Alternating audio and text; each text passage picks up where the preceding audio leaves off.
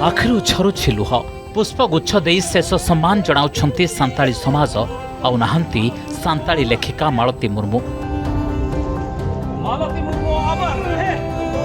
मात्र 51 वर्ष बयसरे तांकर देहांत होइछि। प्राइम राग एमिति जी मन को निजर करिने प्राइम चिली पाउडर जणे व्यक्ति किंतु अनेक व्यक्तित्व।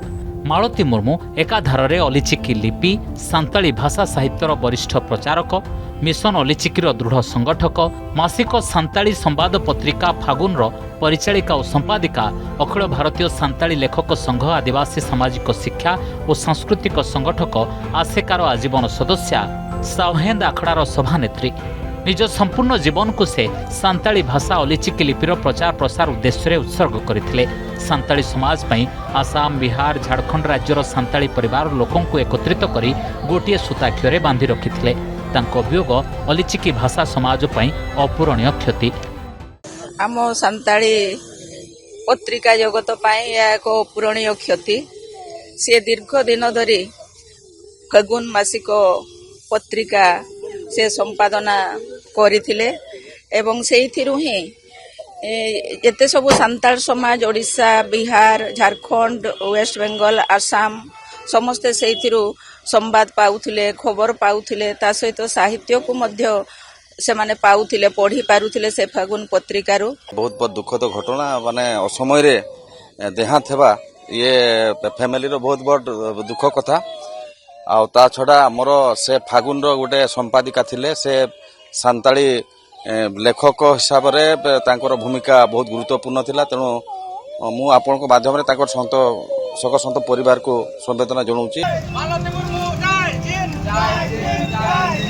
आदिवासी अध्युषित मयूरभंज जिलार कुलियणा ब्लॉक गयलकटा ठारे 1975 मसीहा फेब्रुआरी 11 तारिख होइथिला मालती मुर्मूंकर जन्म। बाबा मंगल मुर्मू और माँ शर्मा मुर्मू 3 पुओ और 3 झीओं मध्य सबुठु बड़ थिले मालती मुर्मू। आसेका बोर्डरू सान्ताली भाषा मैट्रिक पास करी 21 जून 1991 मांगात मुर्मू तांकर विवाह हैला। 2008 मसीहा ठारू मासिक सान्ताली संवाद पत्रिका फागुनर परिचालिका और संपादिका दायित्व से तुलाउथिले। निकटरे राज्य सरकार द्वारा रायरंगपुर अनुष्ठित अलिचिकी लिपिर शतवार्षिकी और पंडित रघुनाथ मुर्मू जयंती समारोह में मालती मुर्मू को सम्मानित करा जायथिला। सेपरि राष्ट्रपति मुख्य अतिथि थिबा अखिल भारतीय सान्ताली लेखक संघ द्वारा आयोजित अलिचिकी लिपिर शतवार्षिकी पालन उत्सव में भी सान्ताली भाषा प्रति जीवनव्यापी अवदान निमंते मालती मुर्मू सम्मानित होइथिले। बहुत लोक सान्ताली समाज पृथ्वी जाकट लोक भारी दुखित अच्छा आजिका दिन में आम से मालती मुर्मू से फागुन पत्रिकार ये संपादक एवं ये पब्लिशर थिले। केवल एटा ही फागुन पत्रिका ही देश में चलुची।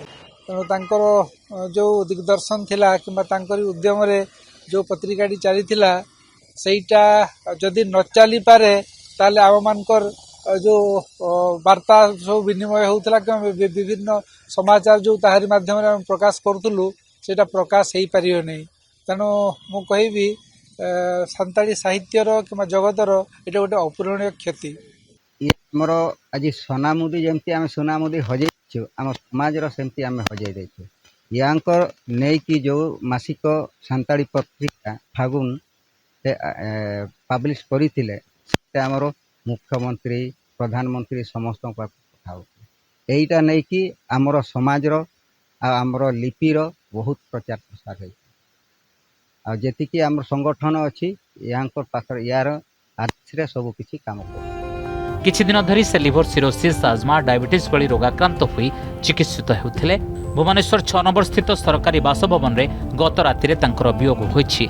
बारिपदा स्थित मुर्गाबाड़ी रे मालती मुर्मू पार्थिव शरीर पहुंचवा परे विभिन्न सान्ताली साहित्य संगठन पक्षरु श्रद्धांजलि दिया जायछि। सेठारु मर शरीर को शोभायात्रा रे निज ग्राम चांदुआ ग्राम स्थित तुलसी बणी को निया जाई सान्ताली रीतिनीति अनुसार अंतिम संस्कार करा जायछि। चांदुआ तुलसीबणी गांव सत्यजित कालिया और बारिपदारू वीडियो जर्नलिस्ट हरेकृष्ण पात्रों सह रंजन दास रिपोर्ट अर्गस न्यूज। संपर्क रे थिबा निरवता अभिमान को प्रकाश करे आउ अभिमान केबे रागर रूप ने किंतु प्राइम राग एमिति जी मन को निजर करिने प्राइम चिली पाउडर।